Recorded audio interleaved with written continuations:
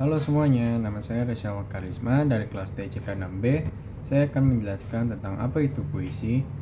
Puisi adalah teks atau karangan yang mengungkapkan pikiran dan perasaan penyairnya dengan mengutamakan keindahan kata-kata. Dalam puisi, kita dapat mengungkapkan berbagai hal seperti kerinduan, kegelisahan, atau pengagungan yang kamu ungkapkan dalam bahasa indah. Hanya saja, kamu jarang menyadarinya bahwa itu adalah puisi. Ada beberapa istilah dalam puisi yang perlu kamu ketahui. Di antaranya, ada penyair, yaitu orang yang menulis puisi, kemudian ada larik, baris dalam puisi, dan yang terakhir ada bait, yaitu kumpulan dari larik. Terdapat beberapa jenis puisi berdasarkan cara penyair mengungkapkan isi atau gagasannya, yaitu puisi naratif, puisi lirik, dan puisi deskriptif. Mari kita bahas satu persatu. Yang pertama, puisi naratif. Puisi naratif adalah puisi yang mengungkapkan cerita atau penjelasan penyair. Puisi naratif terbagi menjadi dua, yaitu balada dan romansa. Apa sih perbedaan antara balada dan romansa? Balada adalah jenis puisi yang bercerita tentang orang-orang perkasa maupun tokoh pujaan. Contoh puisi balada yaitu ditulis oleh W.S. Rendra yang berjudul Balada Orang-orang Tercinta. Sementara itu, romansa adalah jenis puisi yang bercerita tentang kisah percintaan dan diselingi perkelahian atau pertualangan.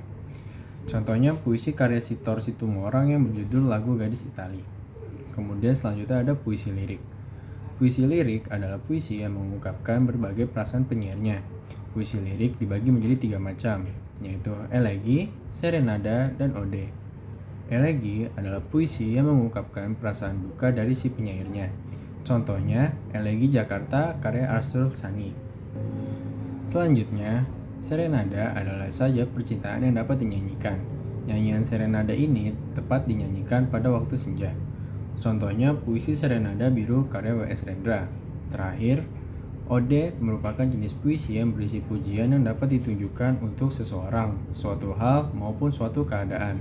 Contohnya, puisi yang ditulis oleh Khairil Anwar yang berjudul Diponegoro. Kemudian ada puisi deskriptif.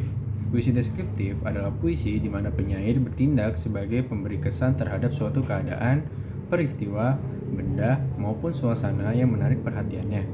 Puisi deskriptif terbagi menjadi dua, yaitu satir dan puisi kritik sosial.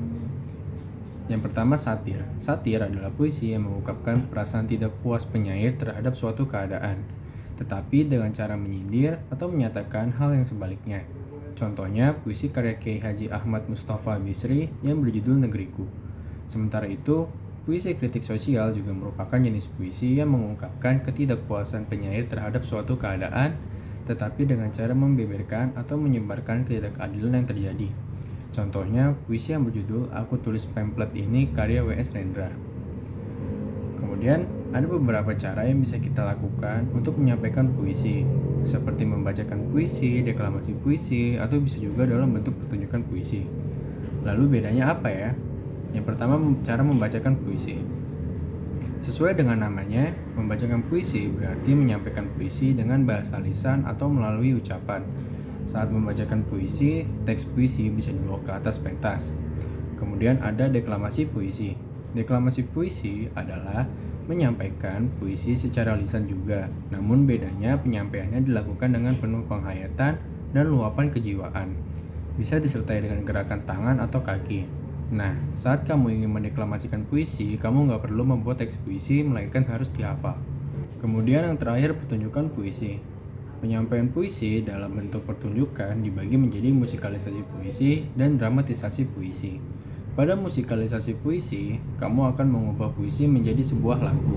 Oleh karena itu, penyampaian puisi dan irama lagu harus memiliki keselarasan supaya lebih hikmat didengar. Selain itu, dramatisasi puisi dilakukan dengan memperagakan atau memerankan tokoh sesuai peristiwa yang ada di dalam puisi itu sendiri. Dramatisasi puisi bisa dilakukan secara individu maupun berkelompok layaknya pementasan drama.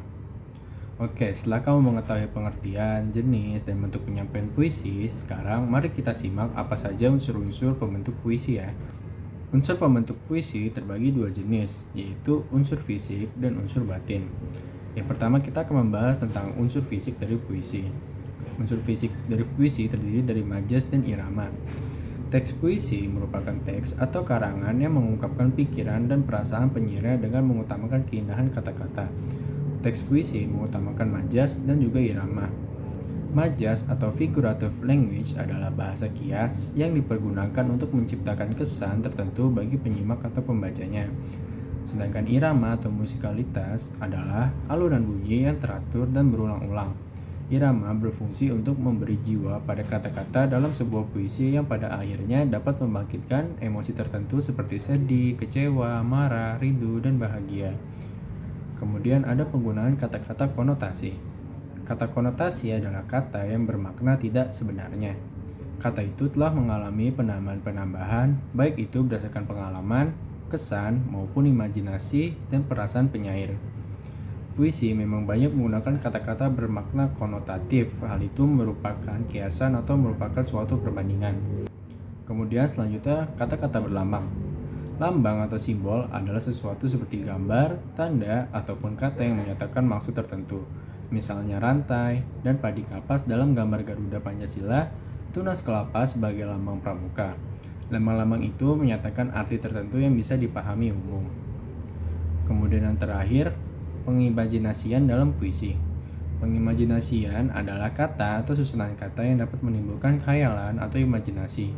Dengan daya imajinasi tersebut, pembaca seolah-olah merasa, mendengar, atau melihat sesuatu yang diungkapkan penyair. Kemudian, struktur batin. Struktur batin yang pertama terdiri dari tema. Tema adalah gagasan pokok yang ingin diungkapkan oleh penyair. Tema biasanya tersirat dalam keseluruhan isi puisi. Kemudian ada nada dan suasana.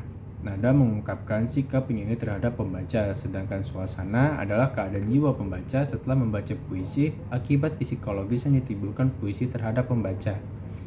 Kemudian ada perasaan dalam puisi. Puisi mengungkapkan perasaan dari penyair. Jika penyair hendak mengungkapkan keindahan alam, maka sebagai sarana ekspresi ia akan mengungkapkan imaji-imaji, majas, serta diksi yang mewakili makna tentang keindahan alam. Dan yang terakhir, amanat. Amanat merupakan suatu pesan yang ingin disampaikan penyair dalam puisinya. Pesan tersebut dihadirkan dalam ungkapan yang tersembunyi. Amanat akan selaras dengan tema dari puisi tersebut. Sekian penjelasan dari saya tentang puisi, semoga dapat dipahami dan maaf bila ada salah-salah kata. Sekian dari saya, wassalamualaikum warahmatullahi wabarakatuh.